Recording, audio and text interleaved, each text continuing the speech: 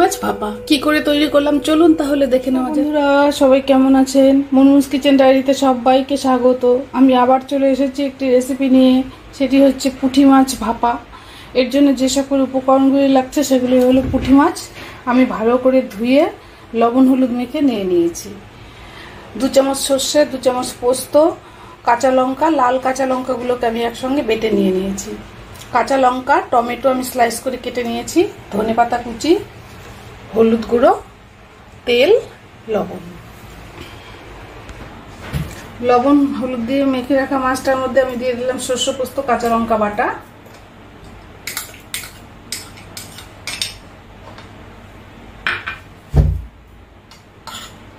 এটাকে আমি ভালো করে হাত দিয়ে মেখে নিব। দিয়ে দিলাম সামান্য একটু হলুদ গুঁড়ো,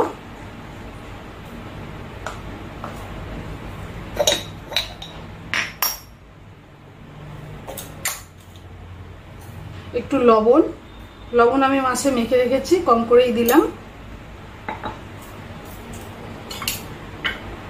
এবারে দিয়ে দিলাম কাঁচা সর্ষের তেল,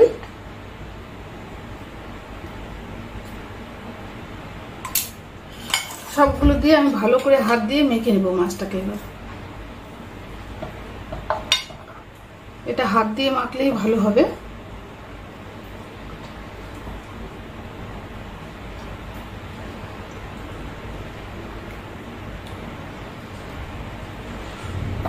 ভালো করে মেখে আমি 5 মিনিটের জন্য এটাকে ঢাকা দিয়ে রেখে দিব।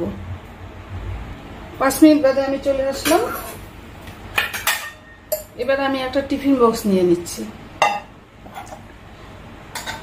টিফিন বক্সের মধ্যে আমি সব মাছগুলো দিয়ে দিচ্ছি।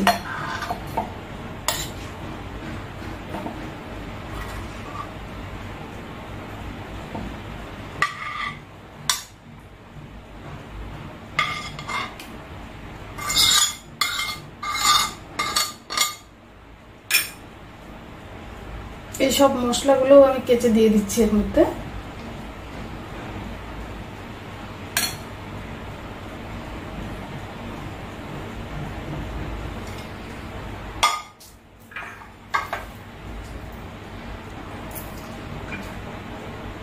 এবার আমি বাটিটা ধুয়ে সামান্য একটু জলও দিয়ে দিলাম, সরষে পোস্ত রেখেছিলাম যে বাটিটাতে।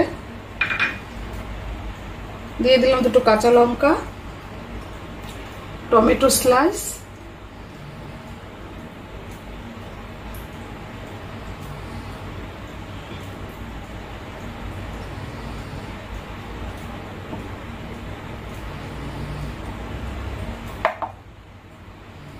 একটু ধনেপাতা কুচি,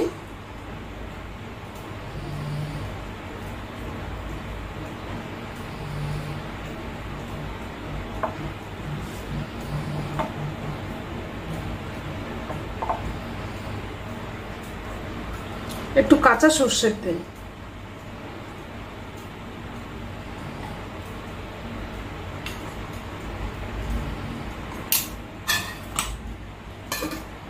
এবার আমি এটাকে ঢাকা দিয়ে দেব। এবার আমি গ্যাস জ্বালিয়ে কড়াতে একটু জল দিয়ে দিয়েছি, তাতে আমি একটা স্ট্যান্ড বসিয়ে দিয়েছি। এই বক্সটা আমি এবার এর মধ্যে বসিয়ে দেব,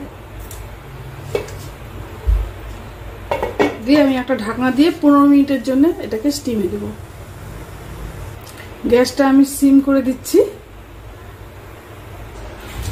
ফিরে এলাম আমি 20 মিনিট বাদে। এবার একটু ঠান্ডা করে আমি আপনাদের দেখাচ্ছি। গ্যাসটা আমি অফ করে দিলাম।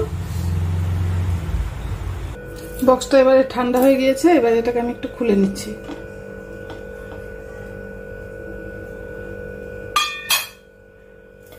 দেখুন বন্ধুরা, রেডি পুঁটি মাছ ভাপা রেডি। এই রেসিপিটি যদি আপনাদের পছন্দ হয় লাইক, শেয়ার, কমেন্ট, সাবস্ক্রাইব করতে ভুলবেন না প্লিজ। সকলে ভালো থাকবেন, সুস্থ থাকবেন।